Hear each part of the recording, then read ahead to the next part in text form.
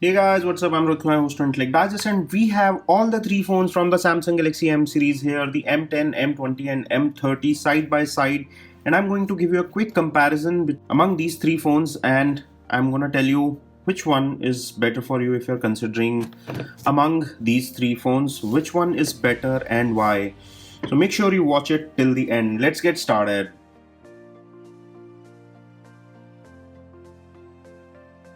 I will start my comparison with one of the most important factors, which is price. So everybody has a budget to buy their phone, and all these three phones come at very different price points. The M10 is the cheapest of all, and it comes with the least impressive features in the same proportion as the price. So this one is priced at 8 and 9,000 rupees for 216 and 332 GB variants, whereas the M20 is in between the 10 and 20. It is priced at 11 and 13,000 for 332 and 464 GB variants, whereas the M30 is the most premium and most expensive among these three, and it costs at 15,000 for 464 and 18,000 for 6128 GB variant. Interestingly, 32 is the base for this, whereas 32 is the lower for this. 64 is the higher for this and 64 is the base for this. So you get more RAM and more memory when you pay more for these phones. So you're getting more value definitely, and there are features and differences, but the price differences between the lowest one, the M10, and the M30 is very wide, from 9,000 rupees all the way up to 18,000 rupees. These phones are spread out, so you can also decide basis on your budget. There are two variants available for each of them. Now let's move further to more features. The first feature that I'm going to compare is very obvious, the display. All three phones have very different display from one another. The Samsung Galaxy M10 is the least impressive of the three because it has the most basic display among these three. This is a 720p HD plus display with a display size of 6.22 inches and a pixel per inch density of around 220. This is a TFT screen, which is average at best. This is at the highest possible display brightness right now, and still it is alright. If I put it towards light, it tends to get a bit fade, so it is not very good display for outdoor usage. It's basic at best, but it's not too bad. If you put the brightness to 50%, you would probably not like the way it looks. It looks kind of dull with low brightness. So display here is not very impressive. The M20 does better here. The display brightness again here is not very impressive. Again, not very well suited for outdoor environments, but in higher display settings or the higher display brightness settings, it looks alright. It comes with a higher resolution Full HD Plus panel and has a pixel per inch density of 409 ppi, which is much better compared to the 220 of M10. So display is definitely better here, but the best display among these three phones is on the M30, which is also the most expensive phone. This comes with a Super AMOLED display, which is among the best displays that Samsung makes and uses on the high-end phones. And the display resolution, saturation, and the color production is much better on this. Even at 50%, it does look okay. The colors don't fade so much. The brightness here is not too impressive, but it is not bad. It's definitely better than the other two phones, and it looks more impressive than the other two phones. So if the display is your priority, definitely go for M30 or M20. M10 is a deal breaker if display quality is your priority. Next thing, the difference in terms of features is the fingerprint scanner. The M10, which is the most basic of these phones, does not have a fingerprint scanner, whereas the M20 and M30 both feature a fingerprint scanner at the back. And both these scanners are pretty good in terms of performance. They are pretty fast to unlock the phone. So if you want a fingerprint scanner, you should go for either M20 or 30. But in the M10, you can use either a pattern or face unlock. So it does give you the other options to unlock your phone. Next, I'm going to talk about cameras. All three of these phones have multiple cameras at back.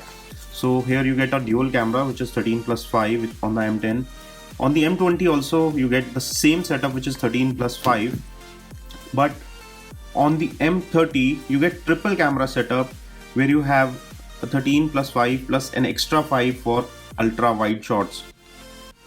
All these three phones have wide shot support, but the ultra wide on M30 is slightly more advanced. So to give you a fair comparison of the camera, let me show you some pictures that I took with these phones, and I can show you these pictures side by side so you can compare these for yourself. So let me first show you the ultra wide picture that I clicked with these three phones. So first is the turn of the M10, and here you can see the picture quality of M10. This is 13 plus 5 megapixel rear camera. This is the normal shot. The clarity of picture is good, and this is the front facing camera, the selfie camera, which is 5 megapixel on the M10. So I'll show you the rear photos first and then we'll talk about the front facing camera. So this is the wide camera on the M20, which looks slightly better than M10, maybe because of the image processing. And this is the front facing, the normal shot with the rear facing. Another reason why it looks better compared to this phone which has similar camera is because the display here is better. So maybe the image quality is very similar, but it looks better on the M20. But the M30 takes it to another level. You can see how wide it is on this one compared to the other two phones. So if you compare it with M20, this is the M20 shot, this is the M20 wide shot, and this is the M30 wide shot. And the M30 wide shot is with more details. It has a better sensor for the wide camera, and the display of this phone also makes this picture look better than it actually is. This is a Super AMOLED. This is a Super AMOLED, because of which the picture looks better on this one. So not only the camera seems slightly better, but also the display is better, so it is showing the pictures better. The front facing camera is where there is actual a considerable difference among these three phones, and you can see that from the selfies that I have taken. These selfies are taken from the same angles. This is the least impressive. The M10 comes with a 5 megapixel front facing camera, and as you can see, the width of the frame is the least here, and the detailing is also sort of average. The detailing is better and the frame is better on the M20, which is an 8 megapixel, and on the M30 you get a 16 megapixel, which is best among these three, and this is the widest and has the best color production as well. That is probably because of the AMOLED display, because this is looking a bit warmer. But if you look at the details, you can see that there is definitely more details here on the 16 megapixel camera. You can see it from the eyebrows, and here it is sort of washed out, and here it is very detailed. The same camera angle, same framing, but the picture is coming out to be much more detailed on the 16 megapixel M30 front facing camera. So when it comes to selfie cameras, the M30 is a clear winner among these three. This one comes with 5, this one comes with 8, and this one comes with 16 megapixel camera. And M30 is the best among these three if you are considering the selfie.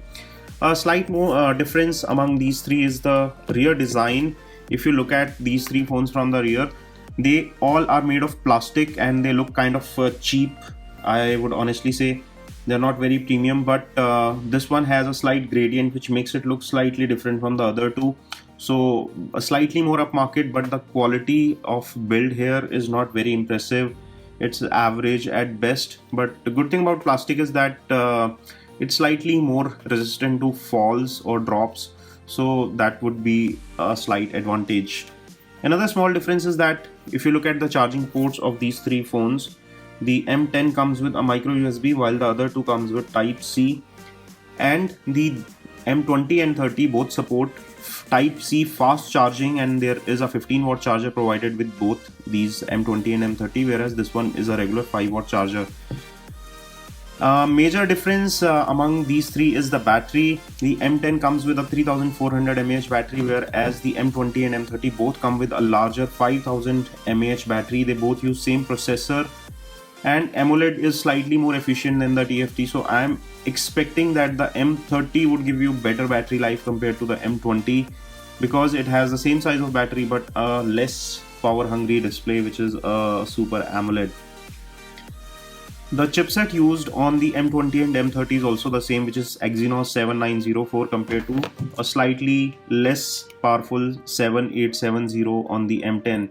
But in terms of performance, I find that all three phones are very comparable, and I do not find a major performance flaw on the M10, because the phones are well optimized in terms of software. This is a rare thing to see on Samsung phones, but this UI is actually quite light and breezy, so the software feels alright on all three phones.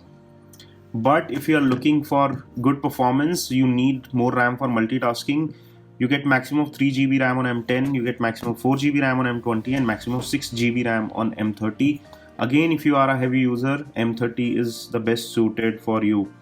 If you want to buy either of these three, I'm leaving Best Buy links in the description section, from where you can get one at the Best Buy price for yourself. So these were the major differences among the M10, M20 and M30. All three are good phones if you are looking for phones in your budget. M30 is the best among these three. This is all on a quick comparison. If you enjoyed watching this, don't forget to give us a thumbs up, share this video with your friends. Stay subscribed to our channel for more such videos. This is your host Rohit Khurana signing off. Thanks for watching.